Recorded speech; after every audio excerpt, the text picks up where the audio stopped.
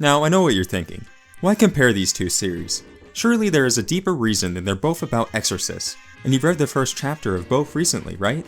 Clearly, you don't know me well if you think I have deep reasons for things. That said, I do think there are very interesting things we can learn by examining these two series about high school age boys joining a community of exorcists during a period of flux in their lives. So, let's take a ride on the demonic side.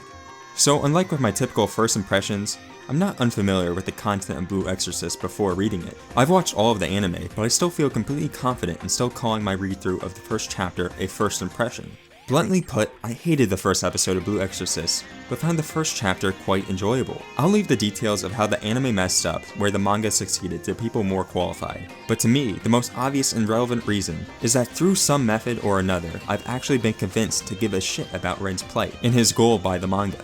The first thing we see is Ren being called a demon, and him replying that the guys he was fighting against are the real demons. This is reinforced by the end when an actual demon ironically leading a group of knights comes to kill Ren, and he instead chooses to join them so they can fight Satan. The defining themes of Blue Exorcist are good versus evil, deception, and the value of life. These themes are captured well in these first and last pages that start the story, which, as I've stated before, is the sign of being well written. Getting into comparisons with Jujutsu Kaisen, which hasn't even had an adaptation yet, so this is more of a pure first impressions, the obvious glaring difference between the two is that there are no gods in Jujutsu, or at least we don't know that in advance. In other words, the nature of demonic beings in the two series is different, and these world-building differences in turn affect the themes and types of characters that receive focus. A phenomenon not unique to Blue Exorcist, but nonetheless important to note, is the implicit excursion of humanity's horrid lot, due to it being caused by an external supernatural enemy.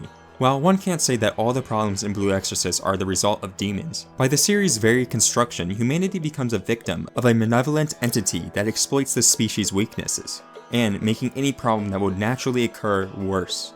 This isn't necessarily a bad thing, it's a metaphor that obviously resonates. Jujutsu and Blue Exorcist are similar in that the two both express the weaknesses inherent in people as taking physical form as evil beings that can and should be destroyed. However, in Jujutsu, this is not the result of an evil god trying to take control or some extra-dimensional war. This difference in theology changes everything about the two series. In Blue Exorcist, one must always be on the lookout for betrayals caused by possessions, and the right focus is on maintaining the strict, right mindsets as much as possible. For every mistake, it's a chance to be won over by the great other. Success rests on devotion. In Jujutsu Kaisen, there's a bit more materialism. It goes beyond just saying things are more gray. There is actively no absolute justice in the series, no state of balance or status quo that can be achieved by the end. This has its strengths and weaknesses. On the one hand, we know exactly from chapter 1 where their story is headed in Blue Exorcist, a climactic battle between good and evil, with a tinge of irony that good was made in part by evil. In contrast, it's impossible to tell where Jujutsu is going just from chapter 1. The only certainty being that things will continue to get crazier as the main character collects more pieces of this ultimate demon. Whether you like having defined end goals in your series, or prefer to trust an author to surprise you, it's clear that despite having surface level similarities, a person who likes one might dislike the other. Let's take it back to Ren for a bit so we can compare him to Yuji. As a main character, Ren is a soft boy. Although he gets into fights, he does it because he cares about life and respectability. He's a semi-delinquent, but only in that he is rejected by society, not because he goes his own way. He is a reactive protagonist, who we are supposed to empathize with, to get invested in the overarching narrative. Yuji, by contrast, is a proactive protagonist that we're meant to follow because he's interesting to us. We're meant to be drawn in by his strength, humor, and overall strangeness. That's not to say that Ren can't be funny, or that Yuji is completely devoid of our sympathies, of course. It is simply a matter of different priorities.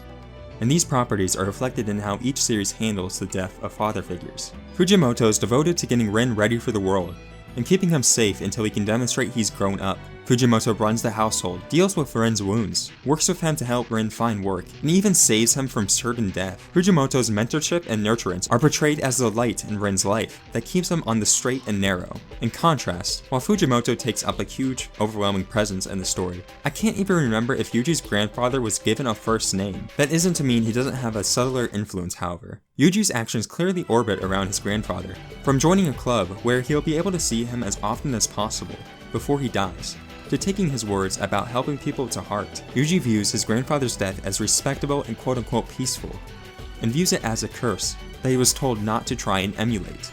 By comparison, you can't get more dramatic than ending yourself to piss off Satan. Fukimoto's death was a catalyst for Ren's development. Yuji, as established, is more active and probably would have jumped in regardless of his grandfather's passing, even if that was a significant factor. In short, one main character is a mad lad, and the other is a shoujo bait.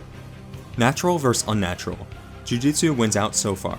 Both first chapters end on a pretty downer note, all things considered. Sure, we're hyped to see what's next, but looking back at what's happened to the characters, what's going to happen, it paints a grim picture. It's more obvious in Jujutsu's case, but it's not like going on a revenge path is a nice occupation, however justified, especially when your opponent is the devil himself. But perhaps this is par for the course with stories about exorcism. The only win state in such stories is the complete elimination of all enemies. No matter how cool Japan or punk a series may try to be, this is the inherent darkness of such a premise. It's for this reason that I don't think any story in the exorcist genre, so to speak, can become a favorite of mine. I enjoyed both chapters quite a bit, but overall, as I explained in my piece on Avatar, I don't see retributive justice as shonen, and prefer stories of restorative justice and rehabilitation. That said, for the fact that it acknowledges moral equilibriums don't really exist, I'm enjoying Jujutsu Kaisen a bit more, even if I prefer the clean and detailed art style of Blue Exorcist. I also generally laughed more at Jujutsu than Blue Exorcist, likely due to the fact that the characters are at least more relatable in a way that isn't with the more comic book-like characters who perfectly embody their archetypes to a T